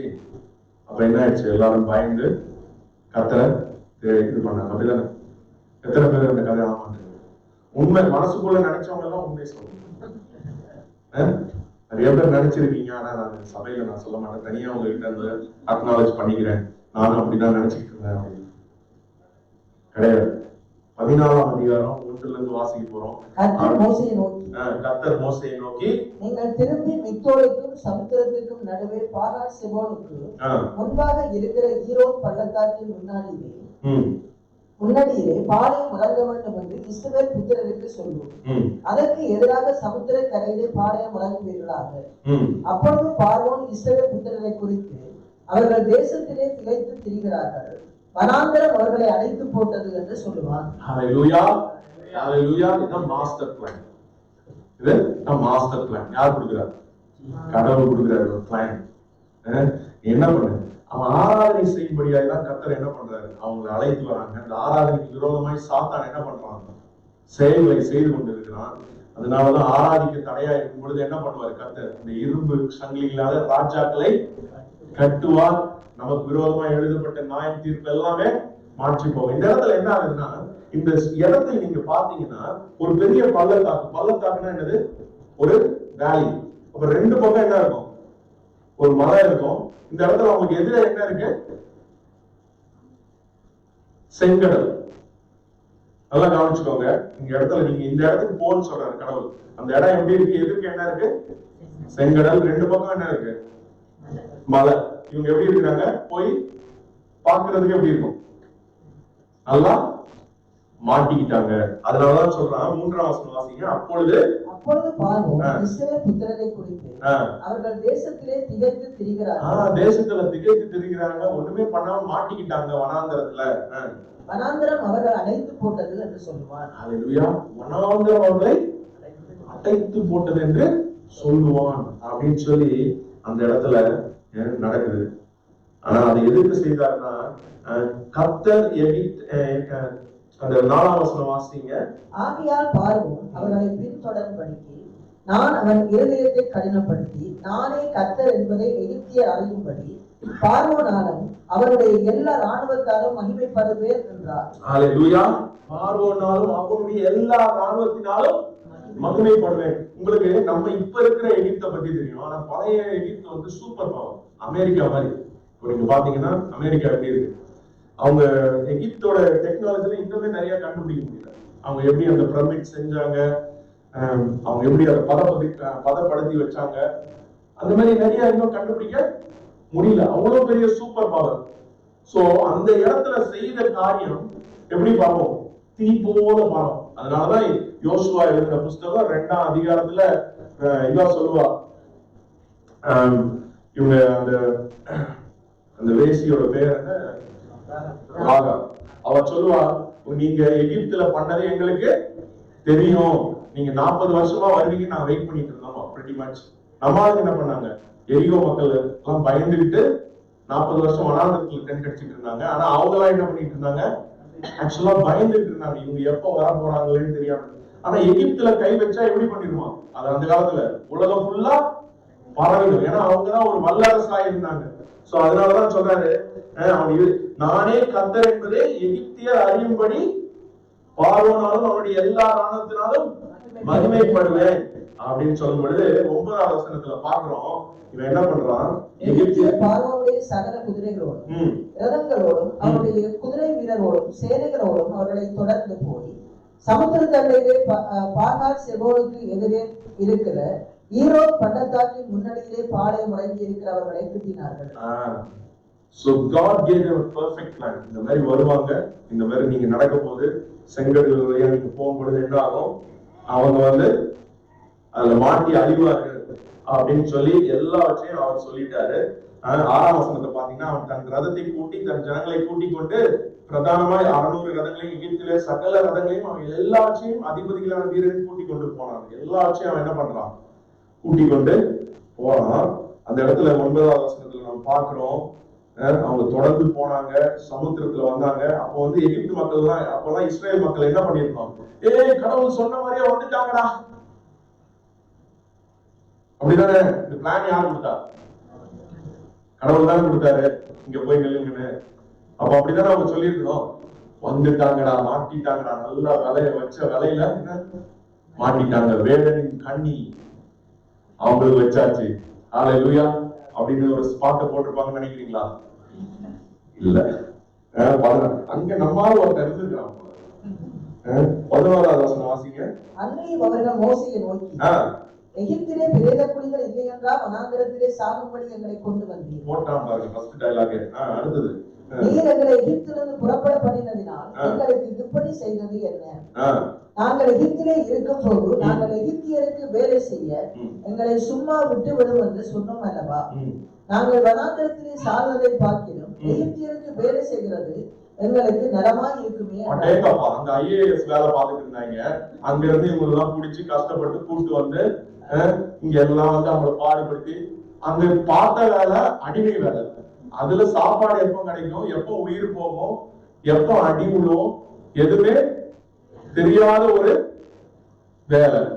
24/7 தான் அவங்களுக்கு வேலையே. ஆக்சுவலா இங்க பேசுற பேச்சு பாத்தீங்கன்னா, நாங்க அங்க அப்படி இருந்தோம், எகிப்துல அப்படி இருந்தோம், நம்ம கூட அப்படிதான் ஆராதிக்கும் பொழுது கொஞ்ச நேரம் ஆராதிச்சுட்டு, ஆனா போன மாசம் ஏன் இது நடக்கல, இன்னும் 3 மாசம் ஆச்சு, அது நடக்குமா நடக்காத? நாங்க அங்கேயே நல்லா தான் இருந்தோம். இந்தியா ஸ்ரீலங்காலே எங்க குடும்பம் பெரிய குடும்பம். இந்த தேசத்துக்கு நீங்க என்ன வந்து அநேக நேரத்துல என்ன பண்ணிருக்கோம், எனக்கு கொடுத்த வாக்கு திட்டங்கள்லாம் உண்மையா அப்படின்னு நம்ம கேள்வி கேட்போம். இந்த வருஷத்துல எனக்கு சொன்னீங்களே இதெல்லாம் நடக்கும்னு, இன்னும் நடக்கலையே. ஆனா கர்த்தர் வாக்கு தத்தங்கள் கொடுத்தவர் உண்மை உள்ளவர். ஹல்லேலூயா. கிறிஸ்துவுக்குள் அவருடைய வாக்கு தத்தங்கள் எல்லாம் ஆமென்றும் ஆமென் என்றும் இருக்கிறது. ஆமென்றும் ஹல்லேலூயா. கரத்தை தட்டி கர்த்தருக்கு நன்றி சொல்லுங்க. ஹல்லேலூயா. எல்லாரும் நமக்கு ஒவ்வொருத்தராக ஒரு நோக்கத்தை வைத்திருக்கிறார். It's a unique plan. அது மாஸ்டர் பிளான். அதுதான் கொடுத்திருக்கிறார் அவங்களுக்கு. ஆனா அவங்க என்ன பண்ணாங்க, அவங்க ஆராதிக்க போறதே மறந்துட்டாங்க. கர்த்தரை ஆராதிக்க போறோம், அப்ப அவர் எல்லா தடைகளையும் எல்லாவற்றையும் என்ன பண்ணிடுவாரு, அவர் நிவர்த்தி செய்வார்ன்ற எல்லாவற்றையும் அவங்க மறந்து போயிட்டாங்க. அதுக்கப்புறம் பாருங்க, மோசே வந்துட்டாரு 13ஆம் வசனத்துல. அப்பொழுது மோசே ஜனங்களை நோக்கி, பயப்படாதீர்கள், நீங்கள் நின்று கொண்டு இன்றைக்கு கர்த்தர் உங்களுக்கு செய்யும் ரட்சிப்பை பாருங்கள். இன்றைக்கு நீங்கள் காண்கிற எகிப்தியரை இனி என்றைக்கும் காண மாட்டீர்கள். கர்த்தர் உங்களுக்காக யுத்தம் பண்ணுவார், நீங்கள் சும்மா இருப்பீர்கள் என்றார். Very good. மோசே என்ன பண்றான், எல்லாமே சொல்றான், நீ சும்மா இருப்ப, கர்த்தர் உங்களுக்காக யுத்தம் பண்ணுவார், இன்று கண்ட எகிப்தியரை இனி காண மாட்டாங்க. நானும் நினைச்சிட்டேன், மோசே வந்து is a man of faith, எல்லாத்தையும் கன்ஃபஸ் பண்றான், எல்லாம் இது பண்றாங்க. அவன்கிட்ட தான் கூப்பிட்டு சொன்னாரு. ஆனா அடுத்த வசனம் வாசித்தோம்னா எனக்கு ஒரு மிஸ்ஸிங் ஆச்சு. பாருங்க. அப்பொழுது கர்த்தர் மோசேயை நோக்கி, நீ என்னிடத்தில் முறையிடுகிறது என்ன? புறப்பட்டு போங்கள் என்று இஸ்ரவேல் புத்திரருக்கு சொல்லு. அங்க ஏதோ மிஸ் ஆகுது பாத்தீங்களா, போன வசனத்துக்கும் இந்த ஒரு வசனத்துக்கும். இவருதான் போய் என்ன பண்றாரு, கர்த்தர் வந்து அவங்ககிட்ட தான் சொல்றாரு, நீ எல்லாரையும் அழைத்து போ அப்படின்னு. இவன் போயிட்டு மக்கள் கிட்ட தான் என்ன பண்ணிடுறான், நீ இன்று கண்ட எகிப்தியரை நீ காண்பதில்லை, கர்த்தர் உனக்கா யுத்தம் செய்வார், எல்லாத்தையும் சொல்லிட்டான். கடைசியில போய் கர்த்தர் கிட்ட போய் என்ன பண்ணிட்டு இருக்கான், முறையிடுகிறான். இது மோசே தான் எழுதுனது. கொஞ்சம் ஒரு சந்தேகம், ஒருவேளை இந்த வசனத்தை மோசேவே எங்கேயோ பதுக்கிட்டாரோ. அவர் என்ன சொல்றாரு, அப்பொழுது கர்த்தர் மோசேயை நோக்கி, நீ என்னிடத்தில் முறையிடுகிறது என்ன? அவன் என்ன பண்ணிருக்கான், கர்த்தர் இடத்துல போய். நீங்க ஒருத்தர்கிட்ட சொல்றீங்க, நீங்க போனீங்கன்னா இந்த லெட்டரை கொடுத்தீங்கன்னா உங்களுக்கு வந்து என்ன கொடுப்பாங்க, அந்த பார்சலை கொடுப்பாங்க. நீங்க லெட்டரை வச்சுக்கிட்டு யாருக்குமே கொடுக்காம உங்களுக்கு பார்சல் வருமா, வராதா? வராது. நீங்க அதுக்காக பார்சல் அனுப்புனவர்கிட்ட போன் போட்டு, நான் லெட்டரை வச்சிருக்கேன் எனக்கு பார்சல் கொடுக்கல அப்படின்னா என்னது, என்கிட்ட இதுக்கு சொல்லிட்டு இருக்காங்க. போஸ்ட் ஆபீஸ்ல உட்கார்ந்து இருப்பான் பாரு, அவங்க கிட்ட போய் அந்த லெட்டரை கொடு, அவன் என்ன கொடுப்பான், பார்சலை கொடுப்பான். இதுதான் அழகா கர்த்தர் எல்லாவற்றையும் கூப்பிட்டு அவனை அழைச்சுதான் இந்த அதிகாரமே ஆரம்பிக்குது. 14:1 மோசையை நோக்கி சொல்றாரு, திரும்பவும் சொல்றாரு, நீ என்னிடத்துல ஏன்பா முறையிடுகிறாரு? கர்த்தருடைய இருதயம் எப்படி இருந்திருக்கும் பாருங்க. ஒரு வாக்குத்தத்தம் கொடுக்கிறாரு, ஒரு அழகான ஒரு காரியத்தை செய்கிறாரு. இதை செய்யும் பொழுது அவருடைய நாம மகிழ்வுபடும் போதுன்னு சொல்றாரு. உன்னை கொண்டு உன் குடும்பத்தை கொண்டு ஒரு திட்டம் வச்சிருக்கேன்னு சொல்றாரு. நம்ம சொல்லும் பொழுது அதெல்லாம் கேட்டுட்டு என்ன பண்ணிடுறோம், கொஞ்ச நாள்ல அவருக்கு ஒரு நன்றியும் கிடையாது, நம்ம மறந்துடுறோம். அவருக்கு ஸ்தோத்திரத்தோட நம்ம போறது கிடையாது. ஆனா இங்க பாக்குறாரு, கர்த்தர் சொல்றாரு, நீ என்ன நோக்கி அப்பா பாக்குற? புறப்பட்டு போங்கள் என்று இஸ்ரவேல் புத்தருக்கு சொல்லு. அடுத்த வசனத்தை வாசிங்க. உன் கோலை ஓங்கி கையை சமுத்திரத்தின் மேல் நிறுத்தி சமுத்திரத்தை புடந்து விடு. ஆமென். ஹalleluya. புத்திர சமுத்திர நடுவாக வெட்டாந்தரையில, அப்பொழுது இஸ்ரவேல் புத்திரர் சமுத்திரத்தின் நடுவாக வெட்டாந்தரையிலே நடந்து போவார்கள். ஹalleluya. ஹalleluya. சொல்றாரு, நீ என்கிட்ட கேட்டுட்டு இருக்க, உன் கையில என்ன இருக்குது? கோல் இருக்குது. அதை எடுத்து நீ என்ன பண்ணு, போடு. அப்ப என்ன ஆகும்? வெட்டாந்தரையில நடந்து போவீர்கள். ஹalleluya. ஹalleluya. ஹalleluya. அநேக நேரத்துல நம்ம கிட்டே அந்த கோல் இருக்கு, நம்முடைய கரம் தான் அந்த கோல். மத்தேயு வாசிப்போம். மத்தேயு 10ஆம் அதிகாரம் 1ஆம் வசனம் நினைக்கிறேன்.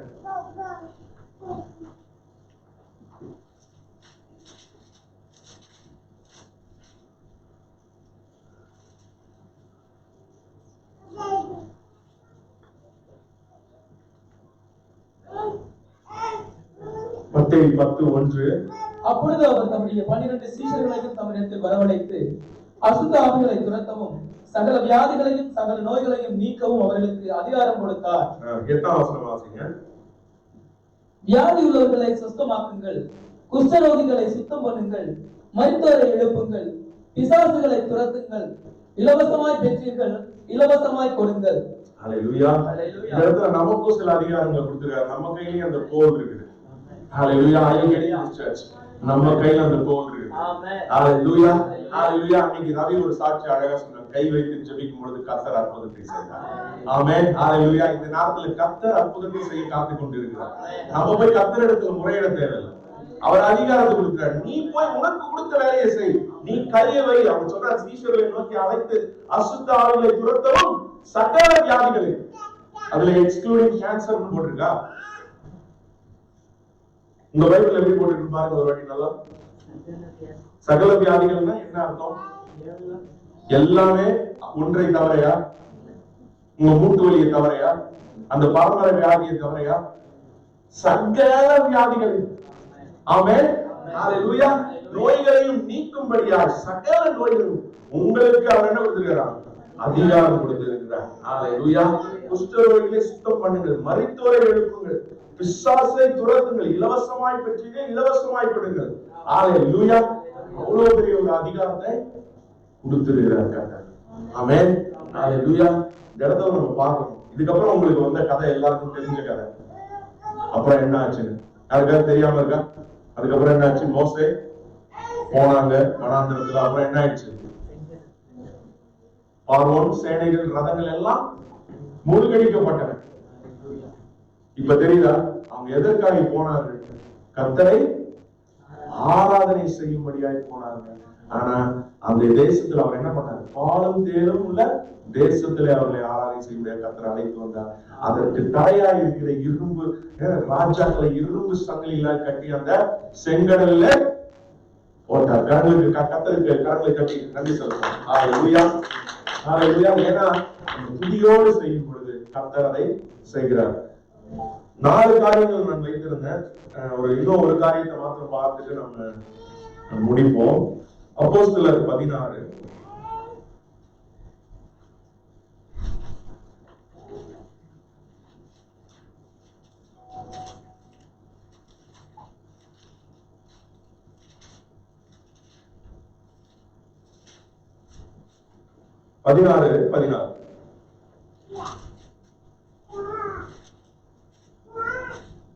நாங்கள் ஜெபம் பண்ணுகிற இடத்துக்கு போகையில் குறி சொல்ல ஏவுகிற ஆவியை கொண்டிருந்தோம். குறி சொல்லுகிறதுனால் தன் எஜமான்களுக்கு மிகுந்த ஆதாயத்தை உண்டாக்கின ஒரு பெண் எங்களுக்கு எதிர்பட்டார்.